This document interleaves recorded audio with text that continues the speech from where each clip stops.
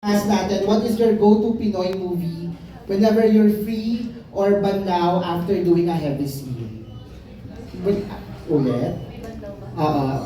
Parang ano daw yung go-to movie na pinapanood ninyo right after gumawa ng mga heavy scene para lang makapagbanlaw or mapitawan natin yung character natin, lalo na kung mabigat siya. From Cinema One ang nagtanong. Sinabi kay Jameson. Ikaw ba? Ako talaga. Pinoy film. Wala akong pinapanood na Pinoy film para pamabala. Usually mga Foreign. reels lang. Ganun. Pwede. Sabagay. Pwede naman. Parang, Kasi sobrang intense yung character para lang distract lang sa mga okay. Ganito pala yung mundo. Mas funny pala. Hindi masyadong seryoso. So, mas nakakatulong sa akin yung reels. yes. Swipe lang tayo. How about you, Jay? Ako yung The Chosen. Yung, With Ghost, The Chosen? Si Papa Jesus yun. Sorry. Every night, pinapanood ko siya pang reflect din. Ako, pambat na. Parang wala akong maisip na Pinoy movie. But certainly, kung movie na nag-inspire din sa akin for this role, syempre yung sa akin mga kamay, which I also did Katleya Killer, but that was that's a movie that inspired me to be an actor. And kaya naging dream role din sa akin itong portrayal na to. Kasi it was those types of movies that inspired me. So, yeah. No, yun nga. Mas psychotic pala, wala. Hindi rin Reels din ako eh. Pwede ba yun? Pwede naman. Reels. Kaya.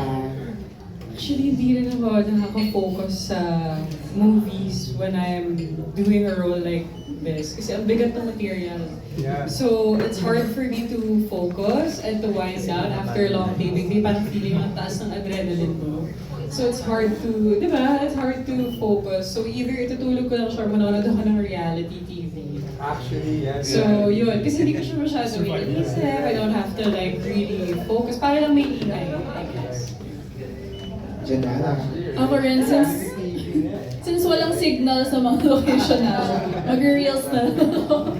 Pero hindi rin ako nanonood ng movies after kasi parang hindi ko kaya mag-commit to like a movie. Parang gusto ko lang mag-relax after. Same lang. Reels din. Reels din. Ako hindi, mahilig ako manood ng movie. Tsaka, ritual ko yun nagpapag-pag talaga ako pagkatapos ng taping, kahit anong oras pa ako matapos. So, yung may mga movie picks ako na favorite kong pinapanood. Like, pangarap kong Hold Up.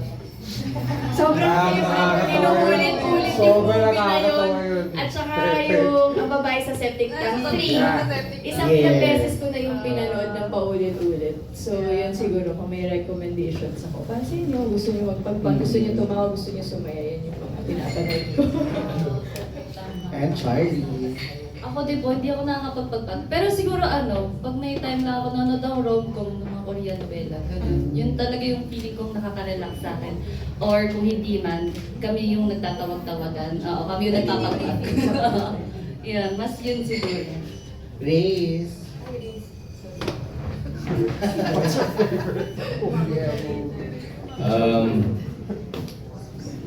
I really like SpongeBob. Like honestly, mga cartoons, I feel like it's a great way to remind myself not to take things too seriously. Alam mo yun? So SpongeBob, Rick and Morty, alam mo yun? Shows na just unwind and forget about the rough scenes that you were doing a few hours ago. Same, Doraemon. Next time, of course,